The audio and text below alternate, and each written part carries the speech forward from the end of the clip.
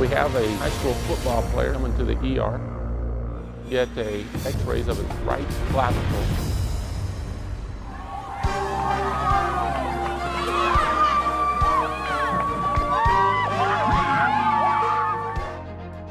For most sports, especially contact sports, probably the most common injury I probably deal with is ankle sprains. Most people don't spend enough time in their flexibility. The more flexible your muscles are, the less likely you're going to strain them. Prevention is key, and part of that comes from conditioning. 10 minutes of good warm-up activity to get the body warmed up. We want more and more kids and more parents to be aware of the prevention strategies, the core strengthening exercises, the flexibility. We want them to come into the sport well-conditioned. You can't stretch a cold muscle. We love treating injuries and we love operating, but we'd rather prevent the injuries from occurring.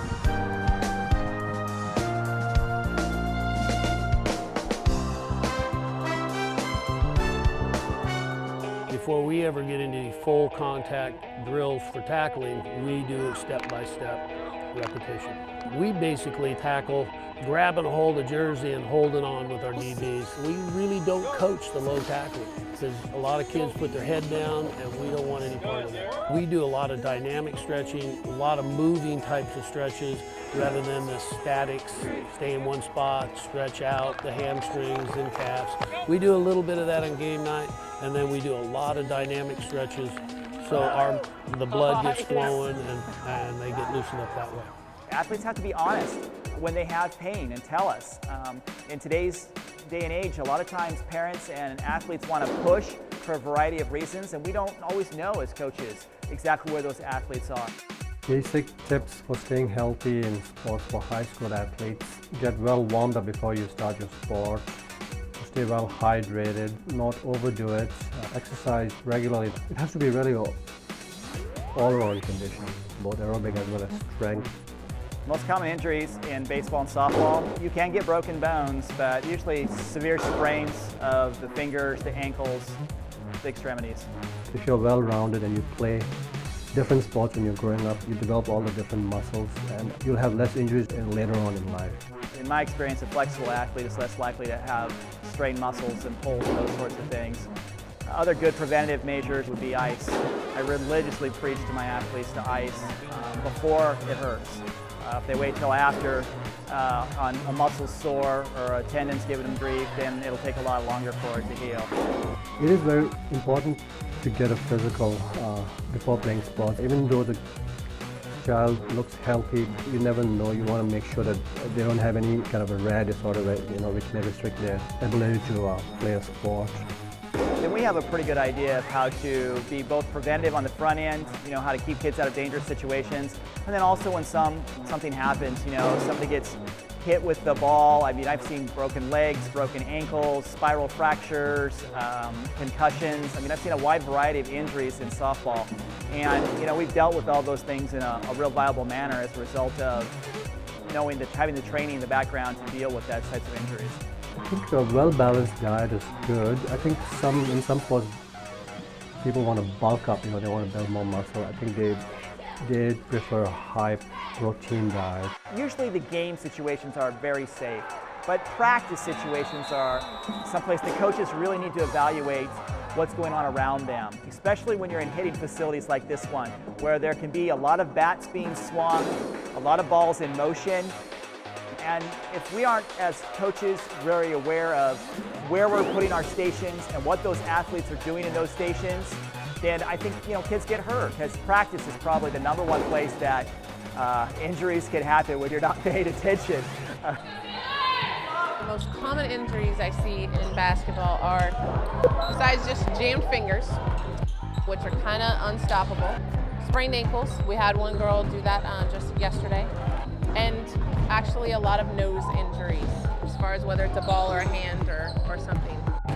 The most common pulled muscles we see are in the legs, mostly in the hamstring, and sometimes they have had shin problems as well. You can prevent those a little bit with some more stretching. To prepare for a game so I don't get injured, I just stretch basically. After they stretch, we do a lot of different types of running and movement throughout practice. and having them watch as far as when they turn, as far as how quickly or how hard. It doesn't have to be so extreme. As far as hydration goes, I do think the most important fluid is water. And we do watch for them to not become dehydrated because they can real easy. A lot of our girls will play a whole game. So that's 32 minutes of actual time, let alone any time between. And so we will call timeout simply just for drinks. I drink 30 minutes before I go into a game, and it makes me last longer, and then during the game, halftime.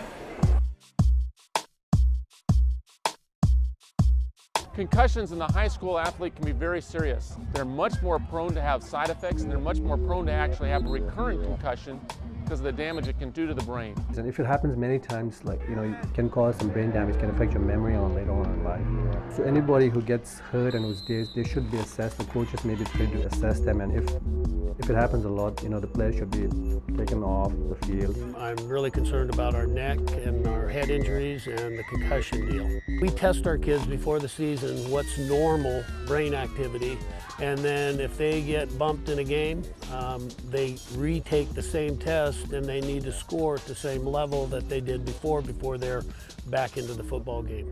In the old days, they were suspension helmets, and then they went to water and air helmets, and now these guys, they're air plus some other padding in there. So the helmet industry has came a long way.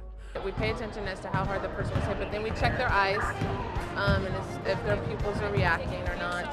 So rules have changed over the years, particularly for Oregon. If a kid gets a concussion, particularly in a football game, they are to miss that game and they need to get medical clearance before they resume any other contact sport. After an injury, you have to strengthen the muscles, but you also have to get something back called proprioception. So one of the best exercises to do where you're going up on both your feet and then you go up on one ankle and you're just trying to go up on your heel to strengthen the muscles. But then what they have to do is close their eyes, because what happens when you close your eyes is the only thing your brain can use to balance you is that joint. And so by getting the reaction time and the little muscles around that joint working faster, the next time that joint might get in a position where it could get injured, it's going to be able to stabilize itself faster.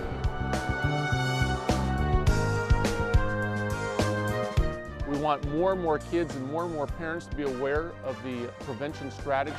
And there's also new emphasis on sport-specific training, such as jump training for basketball, pivot training for soccer.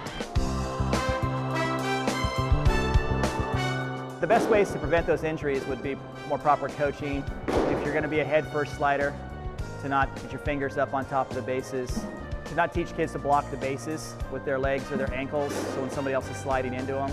Take care of your kids. You need to instruct them on every piece, and I'm hoping that we're doing that really well at Pop Warner, our 6th, 7th, and 8th grade football. They need to form tackle. The coaches need to be certified. We need to be as safe as we can.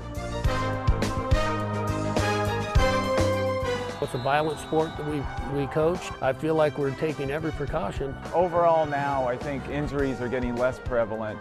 Kids, parents, coaches are doing a better job of taking care of them early before they get serious.